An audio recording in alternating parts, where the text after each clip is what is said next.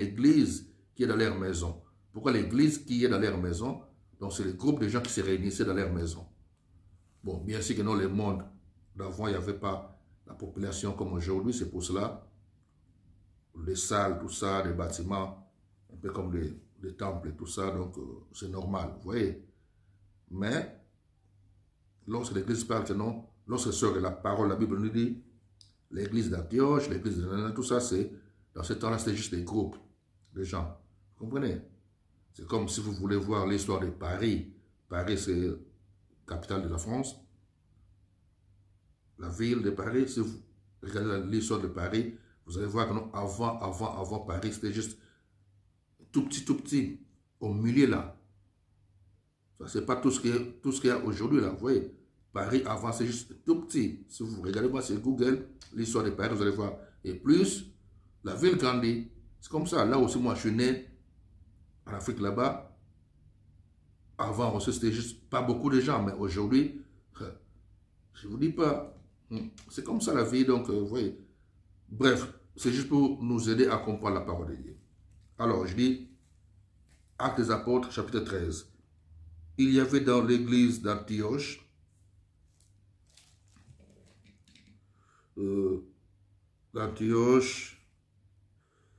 des prophètes et des docteurs, Barnabas, Simeon, ils ont cité les noms de tous ces gens-là. Verset 2.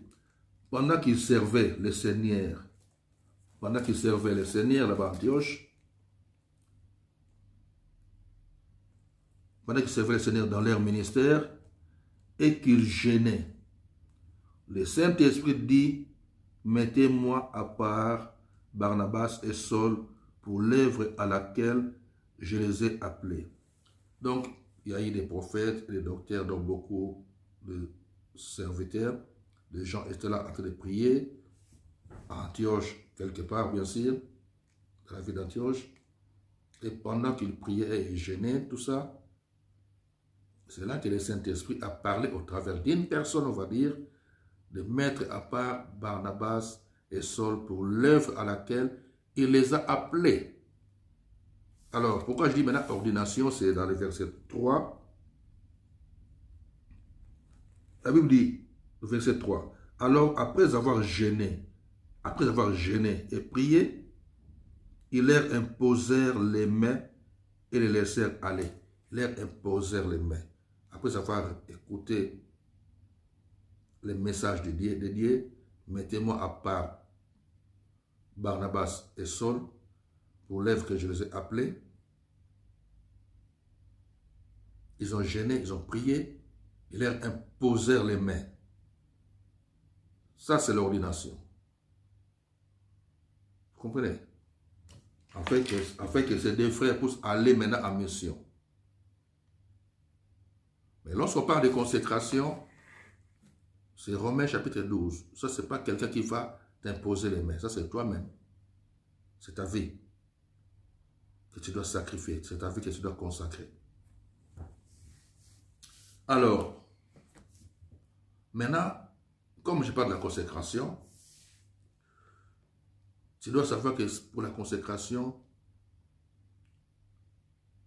tu dois traiter durement ton propre corps. Comme frère Paul nous le dit toujours. Traiter durement ton corps. Comment traiter durement ton corps? Lorsque nous regardons des sportifs professionnels, des sportifs qu'on appelle professionnels, ces gens-là traitent durement leur corps. Cela veut dire que non, tu ne dois pas faire des choses comme tout le monde. C'est ça, traiter durement ton corps, et c'est ça la consécration. Tu ne dois plus faire des choses comme tout le monde. Tu ne dois plus dormir comme tout le monde, ni manger comme tout le monde, ni boire comme tout le monde, ni parler comme tout le monde. Vous comprenez? Donc c'est comme ça, traiter durement ton corps. Tu peux des fois aussi faire des jeûnes et prières sans dire à quelqu'un, mais tu le fais. ou Paul, ce que Paul appelle des jeûnes multiples. Donc tu peux commencer un programme de jeûne aujourd'hui, pendant 3-4 jours, tu finis, mais après des 3 jours, tu commences encore. Et moi, je me rappelle, lorsque nous, on a commencé avec quelques groupes de frères en Afrique là-bas, on jeûnait pour des personnes qu'on ne connaît même pas. Pourquoi? Parce que la personne est malade et la personne ne peut pas jeûner. Donc c'est à nous de jeûner pour son problème et pour prier pour lui. Parce que c'est moi qui dois prier pour toi. Donc c'est moi qui dois jeûner. C'est moi qui dois sortir l'énergie et c'est moi qui a besoin de la puissance pour transmettre et détruire ce qui est impur en toi. Donc cette puissance-là doit passer par moi et aller vers toi. Donc ce que je dois faire chez toi, ou te